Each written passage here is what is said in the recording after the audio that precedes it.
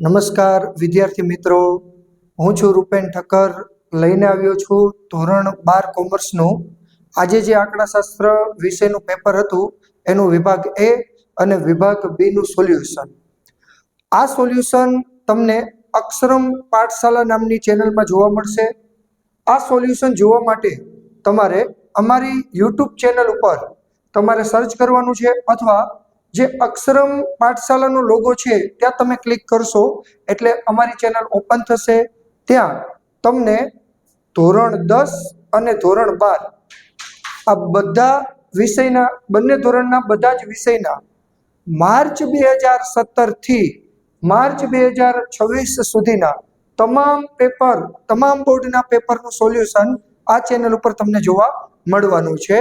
તો જોઈએ આજે આપણે જે ધોરણ 12 કોમર્સમાં આંકડાશાસ્ત્ર વિષયનું જે બોર્ડનું પેપર હતું એ કેવું રહ્યું છે. દરેક વિદ્યાર્થીઓ આમ તો પેપર પૂરું થતા સોલ્યુશન કરતા હોય છે. તો કોના કેટલા એમસીક્યુ સાચા છે, વિભાગ બીમાં કેટલા પ્રશ્ન સાચા છે, તો જોઈએ આપણે એનું સોલ્યુશન, જેનાથી તમને ખ્યાલ આવશે કે પેપર એકંદરે કેવું રહ્યું છે. જો વિભાગ એમાં આપણે 20 એમસીક્યુ હોય છે. એમાં સૌથી પહેલો એમસીક્યુ હતો કે કૌટુંબિક બજેટની રીતમાં વસ્તુનું કયું ખર્ચ ભાર તરીકે લેવામાં આવે છે. તમને એમ પૂછ્યું છે કે ભાર તરીકે કયો ખર્ચ લેવામાં આવે. હવે ભાર એટલે શું થાય? તો ભાર એટલે W એટલે P0 Q0. W કેવી રીતે મળે? P0 Q0 નો ગુણાકાર કરો. હવે ખર્ચ કીધું છે, ખર્ચ એટલે P0 એટલે આધાર વર્ષનું ખર્ચ થાય અને P1 એટલે ચાલુ વર્ષનું ખર્ચ થાય. તો આધાર વર્ષનું ખર્ચ એ ભાર તરીકે લેવાય.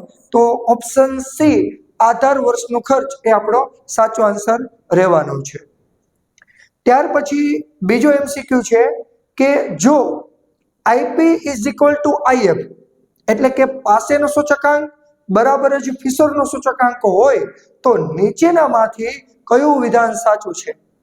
આપણી પાસે 3 સૂચકાંક હોય, લાસ્પેર, પાસે અને ફિશર. તો અહીંયા તમને એવું કીધું કે પાસેનો સૂચકાંક બરાબર જ ફિશરનો સૂચકાંક હોય તો એના માટે કયું વિધાન સાચું? તો પાઠ્યપુસ્તકની અંદર આપેલું જ છે, પુસ્તકનો બેઠો એમસીક્યુ છે, ફિશર, પાસે અને લાસ્પેર એ ત્રણેય બરાબર થાય. જ્યારે પાસે અને ફિશર અથવા પાસે અને લાસ્પેર આ બંને સરખા હોય તો ત્રણેય સરખા જ મળે. રેડી? એટલે અહીંયા તમારો ઓપ્શન સી ફિશર બરાબર પાસે બરાબર લાસ્પેરનો સૂચકાંક થાય.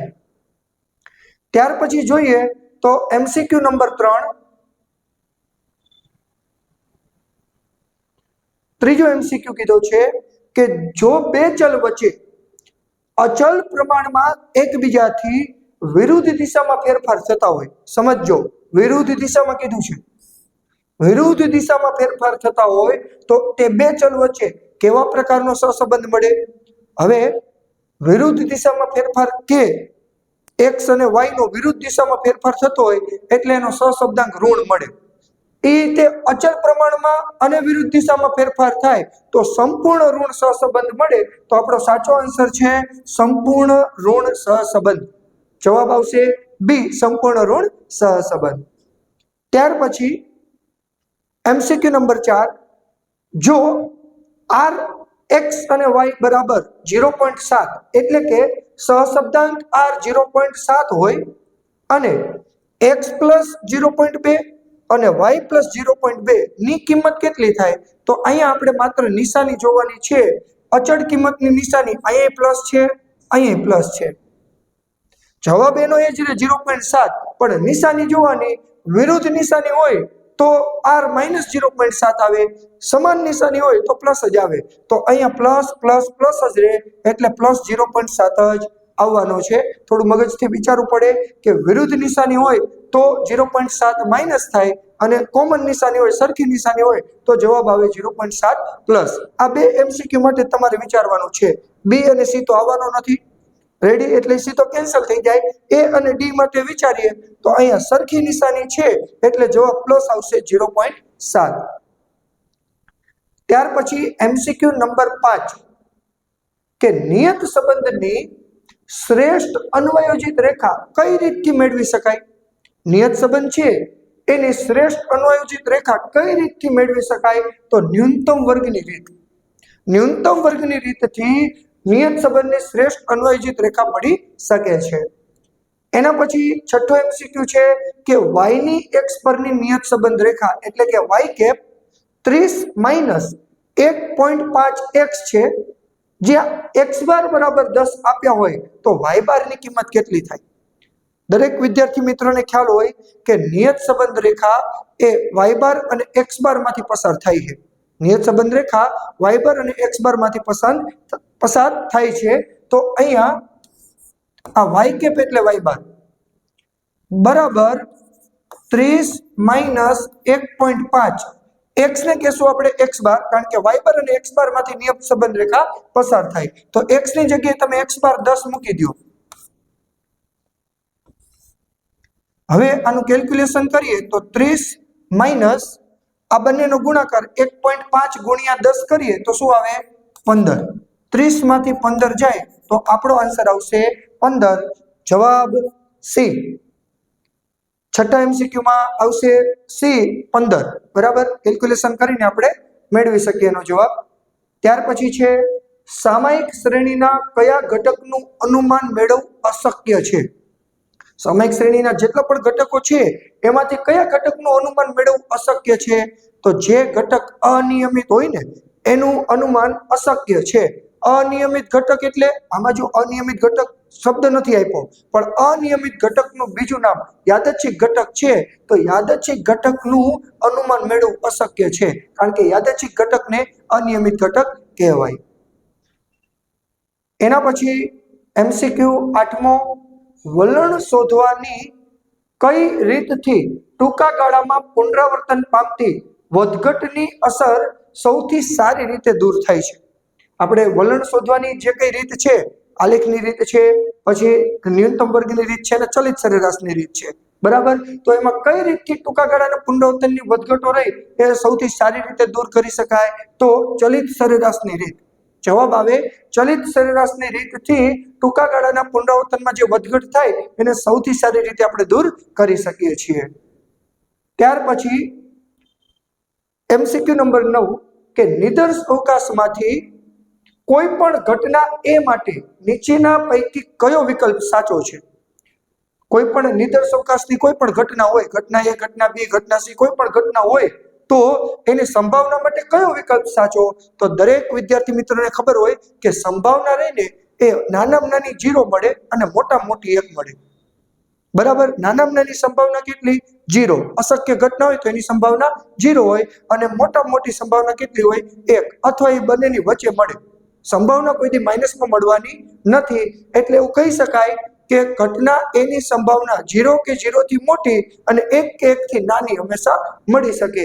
તો 0 less than or equal to P of A less than or equal to 1. આનો સીધો જ અર્થ થાય કે P ઓફ A ની સંભાવના રહી 0 કે 0 થી મોટી અને 1 કે 1 થી નાની હોઈ શકે. એટલે અહીંયા ઓપ્શન સી આપણો સાચો આન્સર છે. નેક્સ્ટ 10મો એમસીક્યુ છે કે 6 બાજુવાળા 3 સમતોલ પાસા હોય.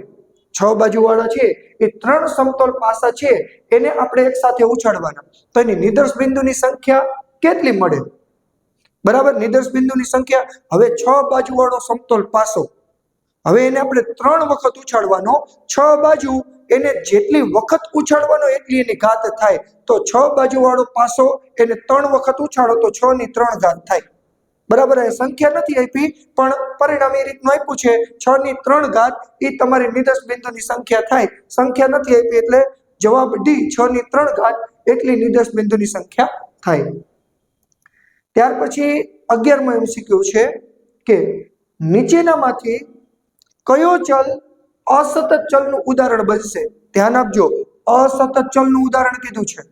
હવે અહીંયા સીધું આપણે શોર્ટકટ યાદ રાખવું હોય તો અસતત એટલે શું? જેનો જવાબ પૂર્ણાંક મળે ને એ અસતત ચલ હોઈ શકે અને જેનો જવાબ અપૂર્ણાંક મળે ને એ સતત ચલ હોય. તો અહીંયા તમે વિચારો, ઊંચાઈ તમે પોઈન્ટમાં લખી શકો એટલે સતત ચલનું ઉદાહરણ છે. વજન, આપણું વજન આપણે પોઈન્ટમાં લખી શકીએ તો વજન એ પણ સતત ચલનું ઉદાહરણ છે. બ્લડ પ્રેશર, આપણે બીપી મપાવીએ તો એ પણ પોઈન્ટમાં લખી શકાય. વિદ્યાર્થીનું જન્મ વર્ષ એને ક્યારે આપણે પોઈન્ટમાં લખી શકતા નથી, એટલે અસતત ચલનું ઉદાહરણ છે વિદ્યાર્થીઓનું જન્મ વર્ષ. ત્યાર પછી આગળ વધીએ તો એમસીક્યુ નંબર 12મો એમસીક્યુ છે કે એક અસતત સંભાવના વિતરણ જેમાં મધ્યકની કિંમત 3, મધ્યકની કિંમત કેટલી છે 3, એટલે કે મ્યુ બરાબર 3 અને વિચરણ છે 7. વિચરણ એટલે સિગ્માનો સ્ક્વેર કહી શકાય, Vx પણ કહેવાય. તો આ વિતરણ માટે Ex નો સ્ક્વેર શું થાય? તો અહીંયા જુઓ તમને વિચરણ આપી દીધું છે, મધ્યક આપી દીધો છે. હવે અસતત માટેનું પરિણામ છે, તો અસતત માટે વિચરણનું આપણે સૂત્ર લખીએ તો Vx એનું સૂત્ર શું થાય? Ex નો સ્ક્વેર માઈનસ કૌંસમાં Ex એનો સ્ક્વેર, Ex નો સ્ક્વેર માઈનસ કૌંસમાં Ex, આ Ex એટલે મ્યુ થાય, મધ્યક થાય, મધ્યકનો સ્ક્વેર. ચલો Vx તમને આપ્યો છે 7, આપણે આ શોધવાનું છે, Ex નો સ્ક્વેર શોધવાનો છે. આ Ex એટલે મ્યુ થાય, મ્યુ એટલે 3 નો સ્ક્વેર. હવે ગણતરી કરીએ તો આ 7 એમ નામ, આ Ex નો સ્ક્વેર એમ નામ, 3 નો સ્ક્વેર કેટલો થાય 9, 3 નો સ્ક્વેર કેટલો થાય 9. હવે 9 ને તમે આ બાજુ લાવો તો 7 માઈનસ 9 ને આ બાજુ લાવો એટલે પ્લસ 9, 7 ને 9 કેટલા થાય 16. તો આપણો જવાબ આવશે 16. રેડી? ગણતરી કરીને આપણે આ એમસીક્યુ નો જવાબ મેળવી શકીએ છીએ. તો 12મા એમસીક્યુ નો જવાબ આવે છે 16.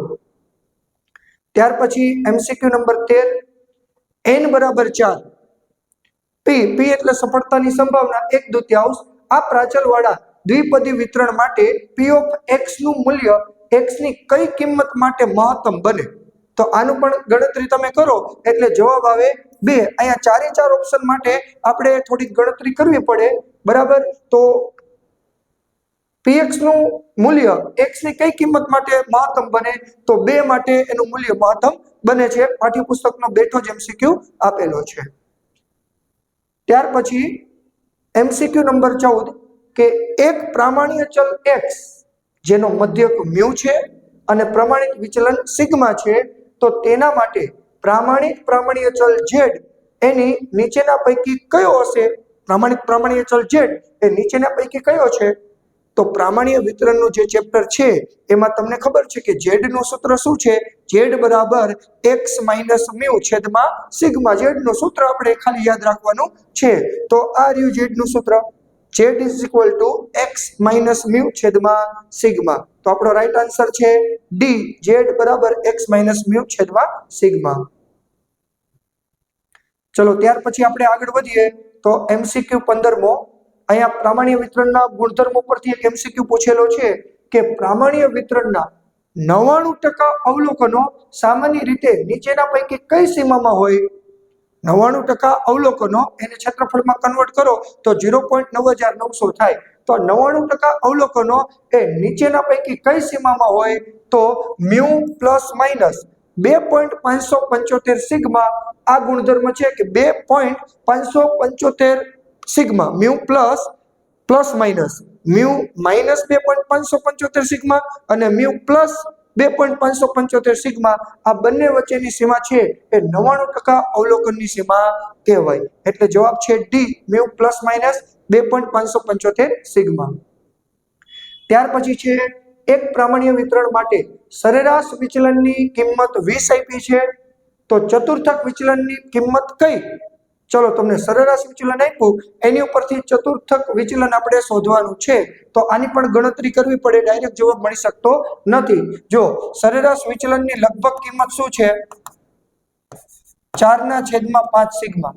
હવે એમાં સરેરાશ વિચલન તમને આપ્યું કે 20, તો 20 4/5 સિગ્મા. આ 5 ને ગુણાકારમાં લઈ જાઓ એટલે 20 × 100 બરાબર 4 સિગ્મા. તો સિગ્મા બરાબર શું થાય? 100 ને 4 વડે ભાગો એટલે શું થાય? 25. સિગ્મા બરાબર શું થાય? 25. હવે તમારે શું કરવાનું? ચતુર્થક વિચલન શોધવો છે. તો ચતુર્થક વિચલનની લગભગ કિંમત લો. ચતુર્થક વિચલનની લગભગ કિંમત છે 2/3 સિગ્મા. 2/3 સિગ્મામાં સિગ્માની કિંમત આપણી પાસે છે 2/3, સિગ્માની કિંમત 25 આપણે મૂકીએ તો 25 ને ગુણાકારમાં લઈ જાવ તો 25 દુ 50, 50 ના છેદમાં 3, અહીંયા ભાગ નથી ચાલતો 50 નો 3 વડે, એટલે સીધો જ ઓપ્શન આપી દીધો છે 50 ના છેદમાં 3. તો અહીંયા આપણો સાચો જવાબ છે 50 ના છેદમાં 3, આન્સર ડી. ત્યાર પછી 17મો એમસીક્યુ છે કે 3 નું 0.3 સામીપ્ય, આને તમારે માનક સ્વરૂપમાં લખવું હોય તો કઈ રીતે લખાય? 3 નું 0.3 સામીપ્ય લક્ષનો છે. હવે 3 એને શું કહેવાય? a કહેવાય. a બરાબર 3, એનું 0.3 સામીપ્ય, 0.3 એને શું કહેવાય? ડેલ્ટા કહેવાય. ડેલ્ટા બરાબર શું? 0.3. આને તમારે માનકમાં લખવું છે તો આપણું માનક સ્વરૂપ શું છે? x minus a less than delta. કઈ જ નથી કરવાનું, a ની કિંમત a ની જગ્યાએ, ડેલ્ટા ની કિંમત ડેલ્ટા ની જગ્યાએ તમે મૂકી દો એટલે જવાબ મળી જાય. તો a ની કિંમત 3, અહીંયા 3 મૂકી દો, ડેલ્ટા ની કિંમત 0.3. રેડી? એટલે આપણો આન્સર છે, સોરી લેસ ધેન છે, આ તો ગ્રેટર ધેન છે. Ready? Option B x minus 3 less than 0.3. અહીંયા જો આવી મિસ્ટેક થઈ શકે, લક્ષમાં અહીંયા માનક સ્વરૂપમાં લેસ ધેન આવે, ગ્રેટર ધેન આવે નહીં. તો મારી જેમ ઉતાવળ કરવાથી એ ગ્રેટર ધેન જો ટીક થઈ જાય અથવા ખોટો જવાબ લખાઈ જાય તો આપણો એક રોકડો માર્ક્સ જઈ શકે છે. એટલે option B x minus 3 less than 0.3 એ સાચું માનકનું સ્વરૂપ દર્શાવેલું છે. નેક્સ્ટ 18મો પ્રશ્ન છે કે લિમિટ x ની કિંમત 4 રૂટમાં 4x પ્લસ 9, આની કિંમત શું થાય? આ પણ એકદમ સિમ્પલ છે, ગણતરી કરશો તો એકદમ ઈઝી જવાબ આવી જશે. અહીંયા 4x + 9 રૂટમાં છે, એમાં x ની કિંમત તમે 4 મૂકો, 4 x ની કિંમત અહીંયા આપી છે 4,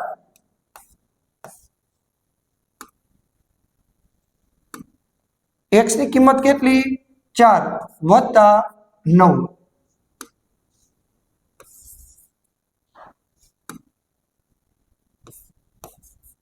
ગુણાકારમાં. રેડી? તો 4 ગુણ્યા 4 કેટલા થાય? 16, અને 9 એમ નામ, 16 ને 9 25, 16 ને 9 કેટલા? 25. 25 નું તમે રૂટ કાઢો, 25 નું રૂટ કાઢો એટલે શું આવે જવાબ? 5. તો 18મા એમસીક્યુ માં સાચો આન્સર છે ઓપ્શન એ 5. ત્યાર પછી 19મો એમસીક્યુ આપ્યો છે વિકલનનો કે y બરાબર ax પ્લસ b, જ્યાં a અને b અચળ સંખ્યા હોય તો dy ના છેદમાં dx એટલે પ્રથમ વિકલિત શું થાય? હવે જો તમને એવું કીધું કે a અને b અચળ છે, જ્યારે પણ તમે વિકલિત કરો ત્યારે x વગરનું પદ એટલે કે જે અચળ પદ હોય ને 0 થઈ જાય. તો આનું વિકલિત કરીએ તો a x ની 1 ઘાત છે એટલે એનો શું થાય? 1, અને અચળ કિંમત શું થાય? 0. અચળ કિંમત x વગરની કિંમત છે એ 0 થઈ જાય, x નો શું થાય? 1, કારણ કે x ની 1 ઘાત છે. તો a ગુણ્યા 1 એટલે a, સીધો જવાબ. બરાબર? એટલે 19મો જે એમસીક્યુ છે એમાં ઓપ્શન એ જવાબ આવશે એ. નેક્સ્ટ x બરાબર a આગળ વિધેય વધતું હોય તો નીચેનામાંથી સાચો વિકલ્પ કયો? અહીંયા ધ્યાન આપજો, વિધેય વધતું હોય એવું પૂછ્યું છે. વિધેય વધતું હોય, હવે વધતું વિધેય અને ઘટતું વિધેય આમાં એકવાર વિકલિત આપણે કરવાનું હોય. તો x બરાબર a એટલે કે વિધેય a વધતું હોય તો નીચેના પૈકી કયો વિકલ્પ સાચો?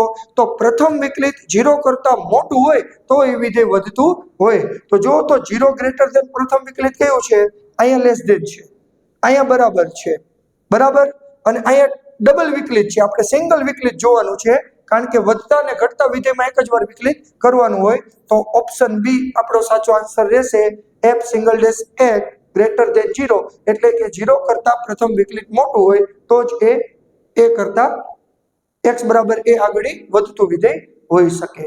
તો આ 20 એમસીક્યુ જે પાઠ્યપુસ્તકમાંથી તમને આપેલા છે, બરાબર, અને એકદમ ઈઝી એમસીક્યુ હતા. એના પછી આપણે જોઈએ વિભાગ બી. વિભાગ બી એમાં એક વાક્યના કુલ 10 પ્રશ્નો હોય છે, એમાં કોઈ ઓપ્શન હોતો નથી, 10 એ 10 ફરજિયાત હોય છે. તો એમાં પણ ધ્યાનપૂર્વક આપણે ખાસ લખવા જોઈએ. ચલો 21મો પ્રશ્ન છે કે વાસ્તવિક વેતન શોધવાનું સૂત્ર આપો. સૂચકાંકમાં વાસ્તવિક વેતનના દાખલાઓ આપેલા છે, પણ આપણે એમાં તો સૂત્ર જણાવવાનું છે. વાસ્તવિક વેતનનું સૂત્ર શું થાય? તો વાસ્તવિક વેતનનું સૂત્ર વેતન છેદમાં જીવન નિર્વાહ ખર્ચનો સૂચકાંક ગુણ્યા 100. વાસ્તવિક વેતનનું સૂત્ર શું છે? વેતન છેદમાં જીવન નિર્વાહ ખર્ચનો સૂચકાંક ગુણ્યા 100 આ વાસ્તવિક વેતનનું સૂત્ર છે. એના પછી એક વ્યાખ્યા પૂછી છે, સહશબ્દાંકની વ્યાખ્યા. હવે આમાં ખાસ ધ્યાન આપવું પડશે. સહશબ્દાંકની વ્યાખ્યા શું થાય? તો બે ચલ વચ્ચેના સુરેખ સંબંધના ઘનિષ્ઠતાના માપ, બે ચલ વચ્ચેના સુરેખ સંબંધના ઘનિષ્ઠતાના માપને સહશબ્દાંક કહેવાય. આમાં તમારે સુરેખ સહસંબંધ એવો શબ્દ અંદર લખવો પડશે. બે ચલો વચ્ચેના સુરેખ સંબંધના ઘનિષ્ઠતાનું માપ. બરાબર, સુરેખ સંબંધના ઘનિષ્ઠતાના માપને સહશબ્દાંક કહેવાય, જેનો સંકેત છે આર. સ્મોલ આર વડે આપણે સહશબ્દાંકને દર્શાવીએ છીએ. ત્યાર પછી 23મો પ્રશ્ન છે કે સુરેખ નિયત સંબંધ મોડેલ જણાવો. ત્રીજા ચેપ્ટરનો પ્રશ્ન છે, સુરેખ નિયત સંબંધ મોડેલ શું છે? તો સુરેખ નિયત સંબંધ મોડેલ y બરાબર આલ્ફા વત્તા બીટા એક્સ વત્તા યુ. આ આપણું સુરેખ નિયત સંબંધ મોડેલ છે. હવે 1 માર્ક્સમાં પ્રશ્ન પૂછ્યો, ખાલી મોડેલ નથી જણાવવાનું, મોડેલના જે કઈ સંકેતો છે એને શું કહેવાય એ પણ આપણે ગુજરાતીમાં લખવું પડે. દાખલા તરીકે y ને સાપેક્ષ ચલ કહેવાય, x ને નિરપેક્ષ ચલ કહેવાય, આલ્ફા અને બીટા એ બંને શું છે? અચળાંકો છે, અને u છે એ વિક્ષેપ ચલ છે. તો આ પાંચે પાંચના આપણે જે ગુજરાતી શબ્દ છે, ગુજરાતી નામો છે એ પણ લખવા પડે છે, તો તમને એક પૂરો માર્ક્સ મળે છે. એટલે ખાલી નિયત સંબંધ મોડેલ નથી જણાવવાનું, નિયત સંબંધ મોડેલને આપણે ગુજરાતીમાં પાંચે પાંચ ને શું કહેવાય એ પણ આપણે લખવાનું છે.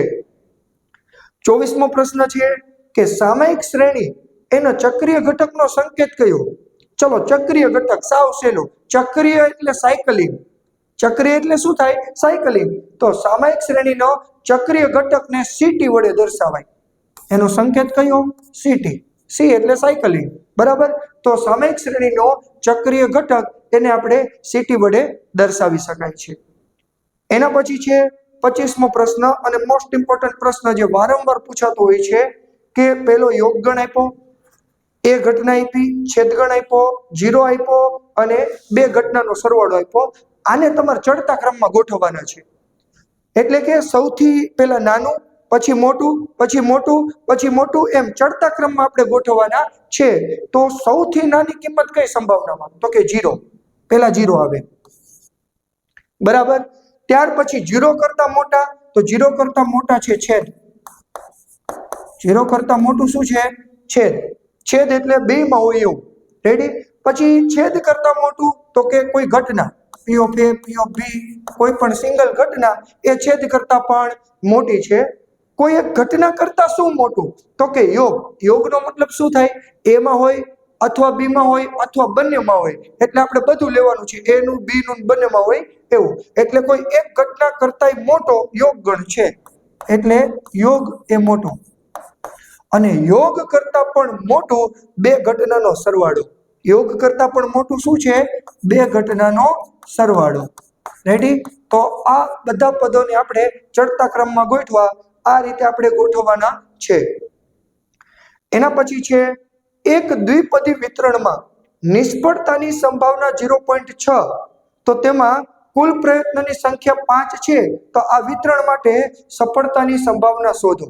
ચલો, સરસ પ્રશ્ન પૂછ્યો છે કે એક દ્વિપદી વિતરણ છે, એમાં નિષ્ફળતાની સંભાવના, નિષ્ફળતા એટલે ક્યુ, નિષ્ફળતાની સંભાવના 0.6 આપી છે અને કુલ પ્રયત્નની સંખ્યા 5. હવે ભાઈ આમાં કુલ પ્રયત્નની સંખ્યા ક્યાં જરૂર છે?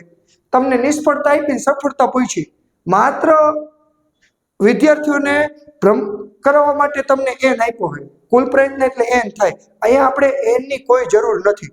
બરાબર, n અમસ્તો જ આપ્યો છે. નિષ્ફળતાની સંભાવના આપી હોય તો સફળતાની સંભાવના મળે, કારણ કે નિષ્ફળતા અને સફળતા આ બેયનો સરવાળો 1 થાય. સફળતા p અને નિષ્ફળતા q આ બેયનો સરવાળો કેટલો થાય? 1. હવે એમાં q ની સંભાવના તમને આપી દીધી 0.6, તો p ની સંભાવના સીધું જ મળે 0.4 હોય. કેટલી હોય? અથવા તમે ગણતરી કરવી હોય તો આ રીતે કરી શકો કે p બરાબર 1 - q. રેડી? એમાં એકમાંથી આ q ની સંભાવના તમને આપી 0.6, એ બાદ કરો. એકમાંથી 0.6 બાદ કરો એટલે શું આવે? 0.4. લ્યો, આમાં કે n ની જરૂર છે. આ ખોટે ખોટો n વિદ્યાર્થીઓને ગેરમાર્ગે દોરવા માટે આપ્યો હોય. એ વિદ્યાર્થીઓ થોડીક અંદર ગણતરી કરે તો ગૂંચવણમાં મુકાય. બરાબર? એટલે પ્રોપર તમે જો તૈયારી કરો તો જોઈને ખબર પડી જાય કે ભાઈ નિષ્ફળતા આપીએ તો સફળતા સીધી મળવાની છે. રેડી? ચલો, ત્યાર પછી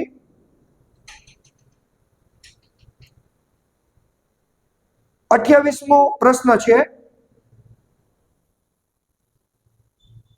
કે પ્રામાણ્ય ચલ એના સંભાવના વિતરણના મધ્યના 50% અવલોકનની કિંમતની અંદાજિત સીમાઓ લખો. ચલો ધ્યાન આપજો. પ્રામાણ્ય ચલ એના વિતરણના મધ્યના 50% અવલોકનની અંદાજિત સીમા આપણે લખવાની છે. અહીંયા ઘણા વિદ્યાર્થીઓ ભૂલ કરી હશે. બરાબર? પ્રામાણ્ય ચલ નથી કીધું, પ્રામાણ્ય ચલ કીધું છે. 50% અવલોકનની સીમા તો બધાને ખબર હશે કે ±0.675 આવે. હવે ઘણાએ આવું લખ્યું હશે કે મ્યુ ±0.675 સિગ્મા. ઘણાએ આ સીમા લખી હશે. Mu -0.675 sigma, mu +0.675 sigma. 50% કીધું હોય તો આ સીધો ગુણધર્મ જ છે ભાઈ. બરાબર? પણ ધ્યાન આપજો વિદ્યાર્થીઓ, અહીંયા મ્યુ ને સિગ્મા નો આવે. શું કામ નો આવે? કારણ કે એ ગુણધર્મ તો પ્રામાણ્ય ચલનો છે, પ્રામાણ્ય વિતરણનો છે. અહીંયા તમને પૂછ્યું છે પ્રામાણ્ય ચલ. પ્રામાણ્ય ચલ એટલે z થાય. બરાબર? તો અહીંયા પ્રામાણ્ય ચલ એમાં 50% અવલોકનની સીમા લખવી હોય તો માત્ર ±0.675 આટલું જ લખવાનું છે તમારે. મ્યુ ને સિગ્મા આમાં દર્શાવવાના નથી. હા, અલગ અલગ લખ્યું છે તો ચાલશે કે z1 બરાબર -0.675 અને z2 બરાબર +0.675, પણ મ્યુ અને સિગ્મા આવવાના નથી. આ લખ્યું છે એ બધા ધોવાણા, આ બધા ખોટા. બરાબર? મ્યુ ને સિગ્મામાં આવતા નથી. એટલે ખાસ આપણે ગુણધર્મ જે વાંચ્યા હોય, કારણ કે બંને એક જેવા શબ્દ લાગે, પ્રામાણ્ય ચલ અને પ્રામાણ્ય ચલ. બરાબર? એટલે ખાસ ધ્યાનપૂર્વક આપણે પ્રોપર તૈયારી કરી હોય તો આપણો અહીંયા 1 માર્ક્સ છે એ જવાનો નથી. ત્યાર પછી છે 29મો પ્રશ્ન કે માનાંકમાં x - 10 (1/10) આનું સામીપ્ય સ્વરૂપ શું? હવે ઉપર MCQ માં આપણને સામીપ્ય સ્વરૂપને માનાંકમાં ફેરવવાનું કીધું હતું. અહીંયા માનાંકને સામીપ્યમાં ફેરવવાનું કીધું. રેડી? લક્ષનો આ પ્રશ્ન છે. હવે જો માનાંકમાં આને કહેવાય a. માનાંકમાં એક સાઈડે જે કિંમત હોય એને શું કહેવાય? a. અને લેસ ધેન જે કિંમત હોય એને કહેવાય ડેલ્ટા. તો a 10 છે, ડેલ્ટા 1/10 છે. તો આનું સામીપ્ય સ્વરૂપ શું? તો સામીપ્ય સ્વરૂપ આવું છે, n કૌંસમાં a અને ડેલ્ટા. અહીંયા તમારે ખાલી કિંમત જ મૂકવાની છે, a અને ડેલ્ટાની. રેડી? તો n એમ નામ, a ની કિંમત શું છે? 10 અને ડેલ્ટાની કિંમત 1/10. લો, આ થઈ ગયું સામીપ્ય સ્વરૂપ. આ ચોખ્ખો 1 માર્ક. રેડી? તો ખાસ a અને ડેલ્ટા એને આપણે કૌંસમાં મૂકવાના છે અને સામીપ્યમાં 12 કેપિટલ N આને સામીપ્ય સ્વરૂપ કહેવાય. તો સામીપ્ય સ્વરૂપમાં આ રીતે દર્શાવી શકાય. એના પછી x બરાબર a આગળ વિધેય ઘટતું હોય તો x બરાબર a આગળ વિધેયનું પ્રથમ વિકલિત કયું થાય? ચલો, વધતા અને ઘટતા વિધેયમાં એકવાર વિકલિત આવે. હવે આ પણ MCQ માં એક વધતું વિધેય પૂછ્યું હતું, આમાં ઘટતું પૂછ્યું. રેડી? આમાં ઘટતું વિધેય પૂછ્યું. ધ્યાન આપજો, x બરાબર a એટલે કે વિધેય આપણું a છે. રેડી? અને ઘટતું વિધેય, ઘટતા વિધેયમાં 0 કેવો કરશું આપણે? મોટો. આપણું વિધેય રહ્યું ને એ નાનું થશે. એટલે ઘટતું વિધેય આ રીતે દર્શાવાય, f(a) <0, 0 મોટો. રેડી? ઘટતા વિધેયમાં 0 મોટો, આપણું વિકલિત કેવું છે? નાનું. કારણ કે ઘટતા વિધેયમાં વિકલિત માઇનસ આવે, 0 કરતા કેવું આવે? નાનું. રેડી? તો આ પ્રકારે 20 MCQ અને 10 શોર્ટ ક્વેશ્ચન છે, એકદમ સહેલા પૂછેલા છે, પાઠ્યપુસ્તકમાંથી પૂછેલા છે. તો દરેક વિદ્યાર્થી મિત્રો કોમેન્ટમાં જરૂર જણાવજો કે કોના વિશે 20 MCQ અને 10 પ્રશ્ન સાચા છે.